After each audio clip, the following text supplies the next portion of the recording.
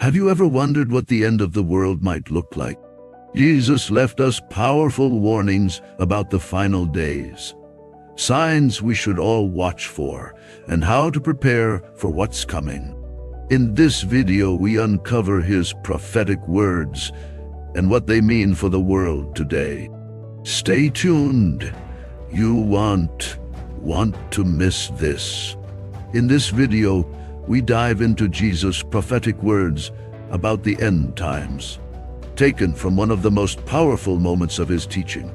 We'll explore his warnings about wars, natural disasters, false prophets, and the great return of the Son of Man. What do these prophecies mean for us today? How can we prepare for the signs he described? Watch until the end to understand the deeper meaning behind these powerful words and how they connect to modern times. Imagine a warm, bustling day in Jerusalem. Jesus and his disciples had just left the magnificent temple. As they strolled away, the disciples couldn't help but admire the grand structure. "Look at these buildings, teacher," they exclaimed, pointing out the impressive architecture.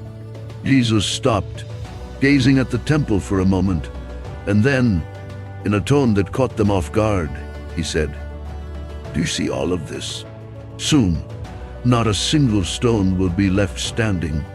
Jesus began to explain. "Be on your guard," he warned. "Many will come, claiming to be the Messiah, and they will deceive many. You will hear about wars and rumors of wars. Nations will rise against each other, and natural disasters will strike, earthquakes, famines. These are just the beginnings of the troubles ahead." The disciples listened, growing uneasy. The world would be thrown into chaos, and they would face persecution. "You will be hated because of me," Jesus said. "Many will lose faith, betray one another, and false prophets will lead many astray.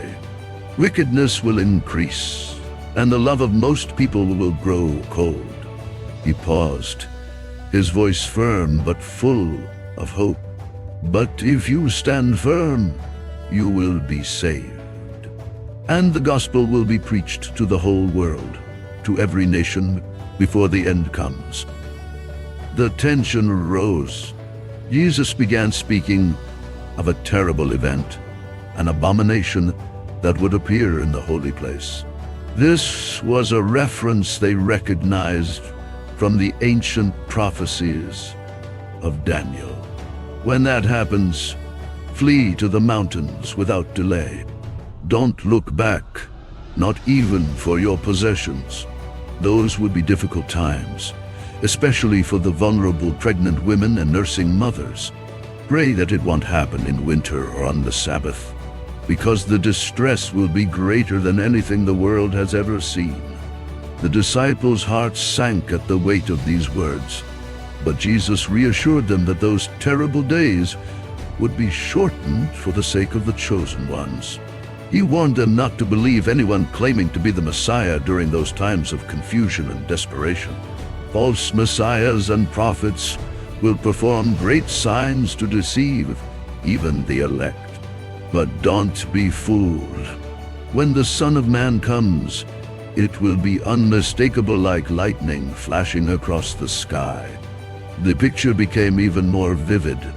The sky would darken, the moon would no longer shine, and the stars would fall from the heavens.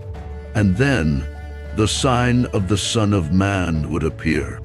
Jesus described how, on that day, all the nations would mourn as they saw him coming on the clouds with great power and glory.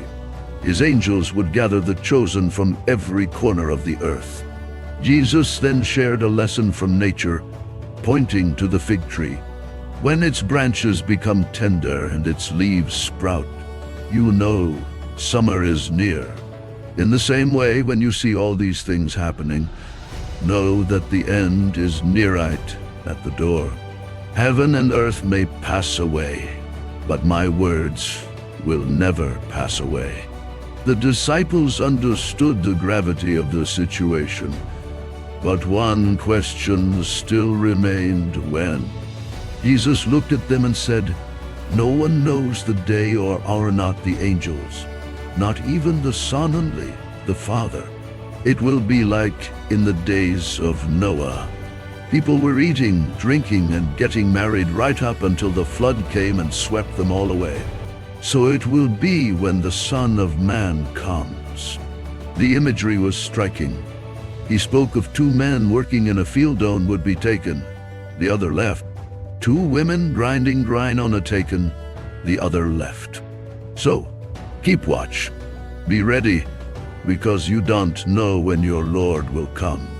In addressing the importance of constant prayer and the pursuit of holiness in the midst of eschatological events, Jesus emphasizes the need for intimate communion with the Heavenly Father. He emphasizes that in the tumultuous times leading up to his second coming, prayer will be an anchor of spiritual strength for his followers. Intimacy with God through prayer will not only strengthen the faith of believers, but will also enable them to remain steadfast in the face of adversity and persecution that will come. Furthermore, Jesus emphasizes the importance of the pursuit of holiness and purity of heart as essential requirements for those who wish to be prepared to meet the Lord. A life of constant prayer and the pursuit of holiness become fundamental pillars for Christ's disciples as they confidently await his glorious manifestation at the end of time. If you're ready to understand what these ancient prophecies mean for our time and how you can prepare, make sure to hit the subscribe button and turn on notifications. Join our community as we explore the most important questions of our time and discover the truth together.